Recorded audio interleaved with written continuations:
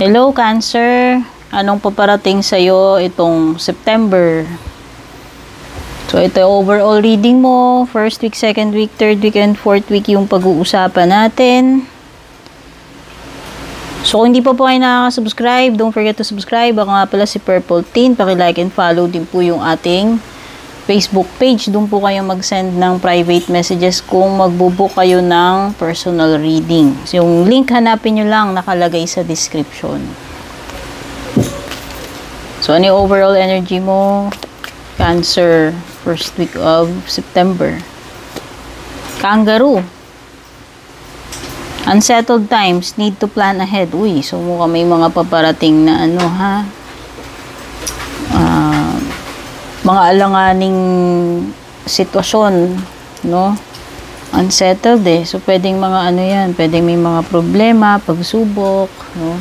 Mga uncertainty.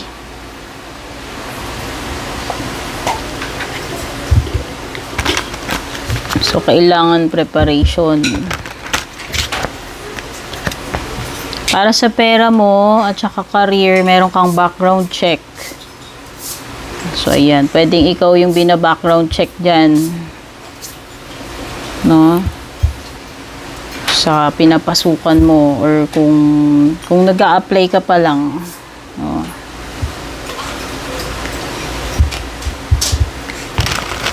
Pero kung ikaw naman ay may business at pwedeng may mga aplikante ka, so yan, pwedeng ikaw ang nag-i-screen yung mga yan.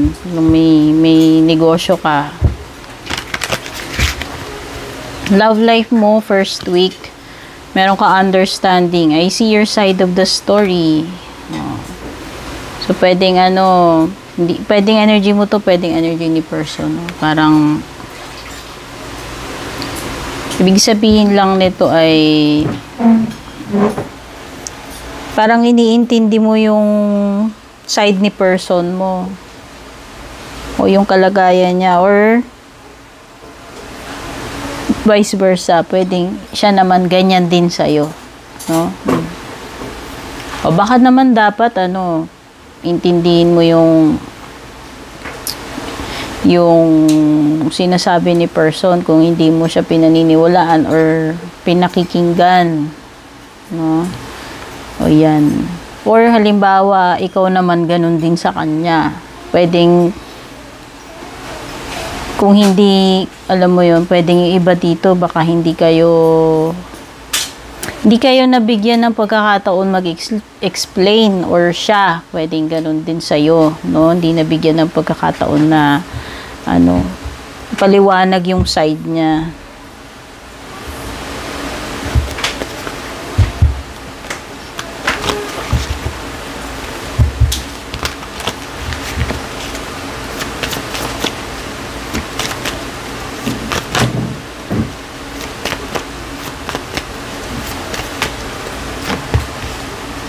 Hanged Man. Justice. Uy. Ooh.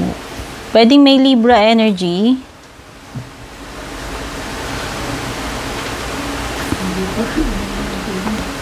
Baka may madedelay itong first week of September sa'yo. Cancer, kung ano man itong tinutukoy ni Hanged Man. May suspension eh. Something na mauudlot, mabibitin, pansamantala. No? Pwede rin meron kang dito. Pwede rin na sinasabi na pwedeng ikaw yung magsasacrifice muna or magpaparaya, no? So, pwedeng pagbibigyan mo muna. Kung sino man yung pagbibigyan mo dyan at ikaw na lang muna magsasacrifice. No? Pwedeng may enlighten ka about something, no? Meron, maliliwanagan yung isip mo. Ayan, no? Nagliliwanag yung isip ni Hanged Man, eh. So, ayan. Baka naman marirealize mo na, dapat lang na mag-sacrifice ka tungkol dito sa situation. Or okay lang sa'yo na magsasacrifice ka para sa sa kabutihan ng lahat. O, sa kabutihan nyo, kung sino naman yung kadil mo dyan. No, kumbaga, pwedeng ikaw na lang yung magpapakumbaba, magi-giveaway, no? Pagbibigyan mo na lang kasi mas nakakaunawa ka, no? Ayan mas wise ka eh. Ayan, no? Mas maliwanag yung kaisipan mo eh. So, merong justice, pwedeng ito ay karma is real, no? Pwedeng decision, pwedeng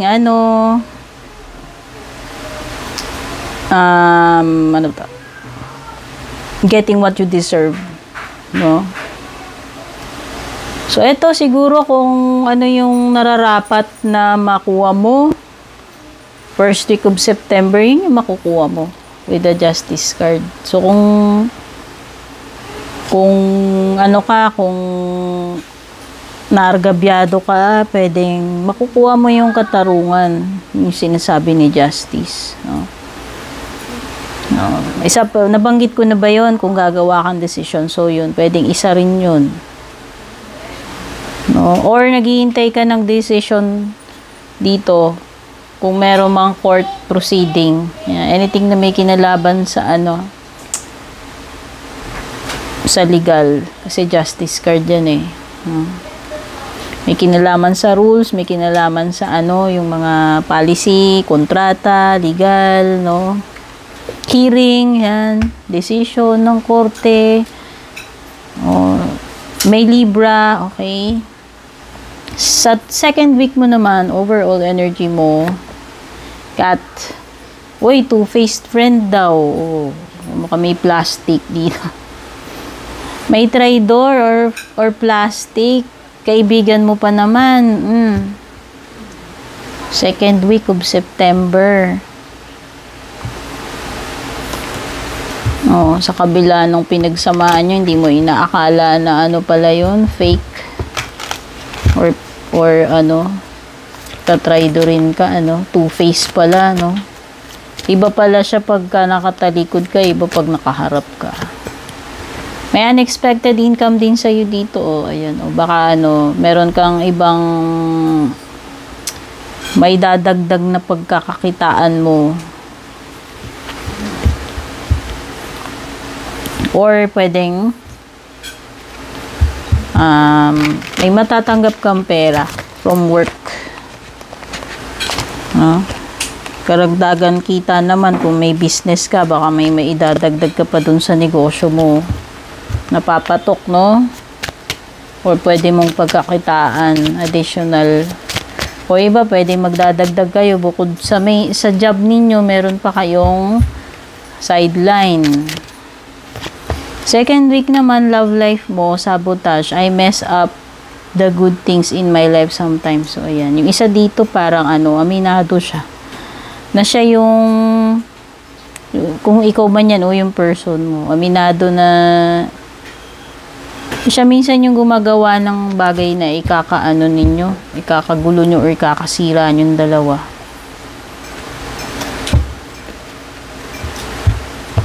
Feeling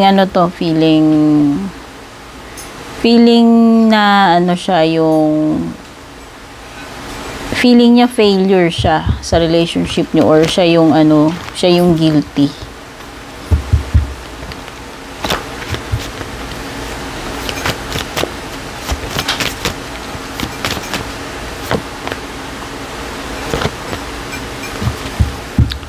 Okay.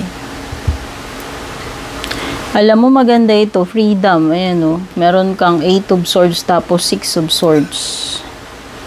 So, finally, makakalaya ka na dyan sa sitwasyon na, na nahihirapan ka.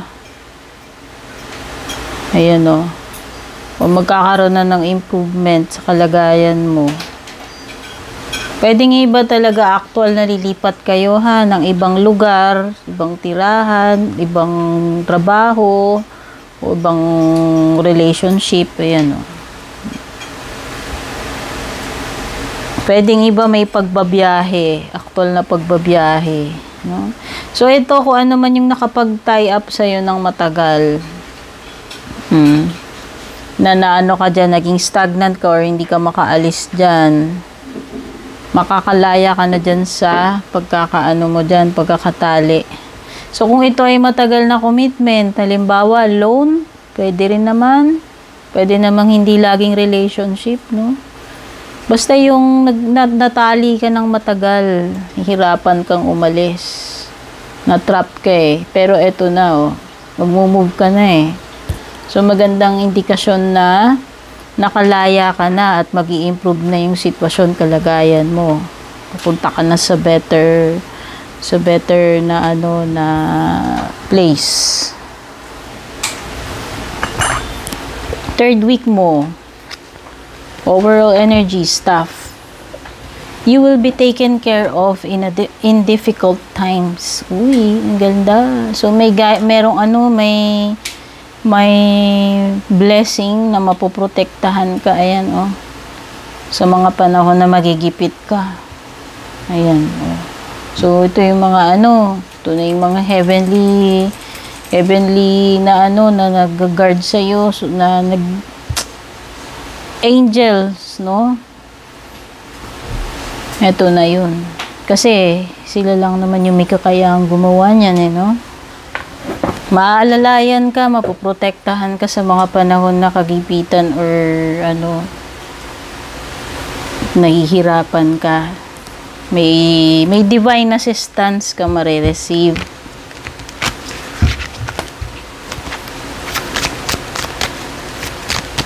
Kumbaga, the universe has your back. O, diba? Merong ganong deck. Follow up daw. Oh, baka naman magpo-follow up na yung yung in-applyan mo dyan. O ikaw, baka i-follow up mo kasi pwedeng na-delay. Natatagalan ka sa resulta nung ina-apply mo. Ano may ina-applyan mo na yan. Trabaho man yan, loan.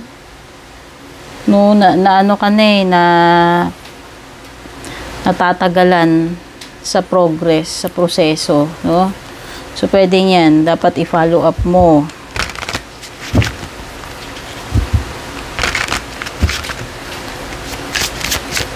Love life mo, third week, indecisive. I know, my inability to make a decision hurts you. Okay, so pwedeng iba dito gagawa kayo ng decision na pwedeng yun yung magiging cause ng problema ninyo magjowa. Pwedeng masaktan mo daw yung person mo dahil dyan sa pwedeng iba indecisive ba, pwedeng iba naman halimbawa gumawa kayong decision na hindi nyo kinonsider kung makakasakit ba yun sa person nyo o hindi. So yan yung resulta. No, pwedeng iba naman, hindi sila makagawa ng desisyon ay nabuburyong yung jowa nyo sa inyo. Ang tagal-tagal, parang parang nasagad na yung ultimatum nyo, hindi pa rin kayo makapanindigan or hindi pa rin kayo makapag-decide. So, parang yung person mo nadi-disappoint, no? Or nasasaktan.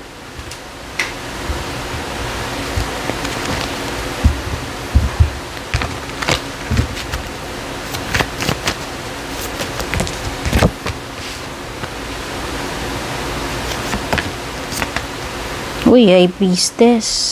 So, this is your intuition. So, parang may sitwasyon dito. Siguro paparating sa'yo itong third week na kailangan, pakinggan mo yung intuition mo. No? Pwedeng iba sa inyo, malakas yung intuition ninyo. Or pwedeng ito ay tungkol sa sikreto or pagiging tahimik. Ibig sabihin, hindi ka nagsasalita tungkol doon sa bagay kahit alam mo or pinipili mo na lang na hindi sabihin kung ano yung nalalaman mo or ayaw mo na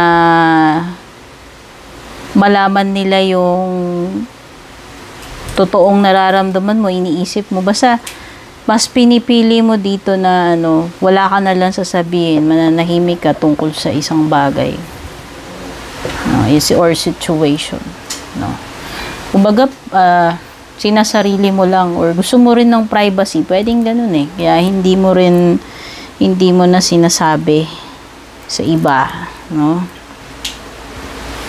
The Chariot, so pwedeng merong, bukod sa Libra, pwedeng merong Cancer energy. Meron kang decision dito sa first week, dito sa third week, mukhang meron na naman Chariot card.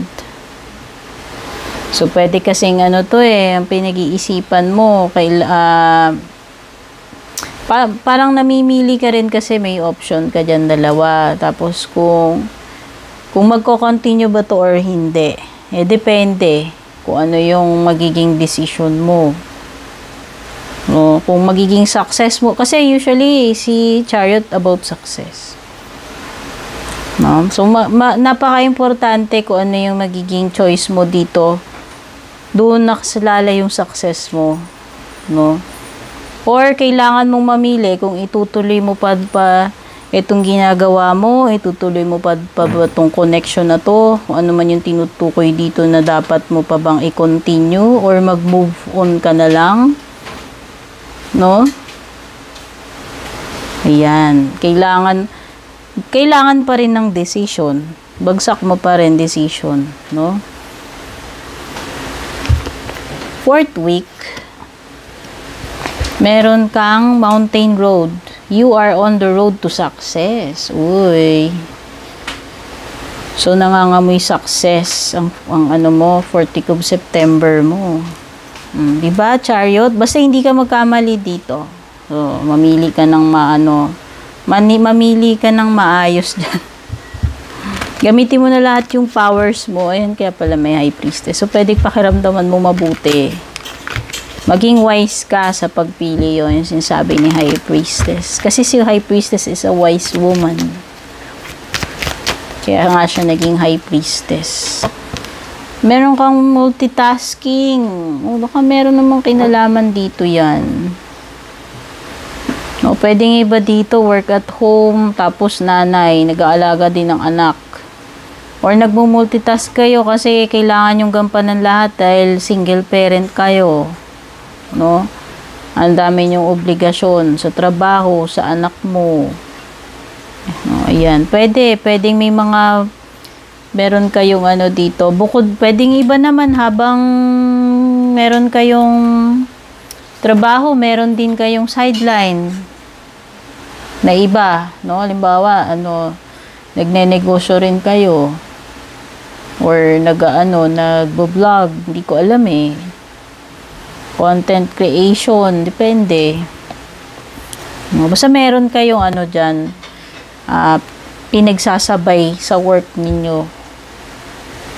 Kailangan nyo mag-multitask. So, ayan, magiging very hectic ang kabuhayan ninyo kung ganyan. Lalo na kung solo ka, solo na parent. Tapos medyo nakis na, maliit, ayan, ganyan, toddler, baby, hirap niyan. Fourth week, love life mo, chaser, I don't want to chase anymore. Pagod ka na, kakahabol dito sa person na to. Bakit ka nga ba habol ng habol? Para ka namang aso niyan kung habol ka ng habol. At kung siya naman takbo ng takbo papalayo sa'yo, ba't mo naman siya hinahabol? Ibig sabihin lang nito kung pagod ka na, quits na. Tapusin na. Kasi kung ayaw mo na di ba? Baka naman kasi ikaw din yung habol ng habol dito. Kahit naman hindi siya nagpapahabol, ikaw naman yung habol ng habol.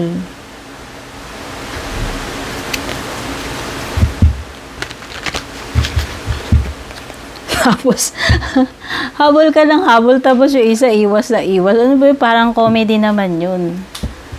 Bigyan mo naman ng dignidad yung sarili mo, di ba? Finally, kaya nga siguro yan, I don't want to chase anymore. Kasi pwedeng Nare-realize yun na, aba, habol ako ng habol At ganun. O, at least napagod ka. Buti na lang kung hindi ka pa napagod, di mo mapapansin na habol ka ng habol.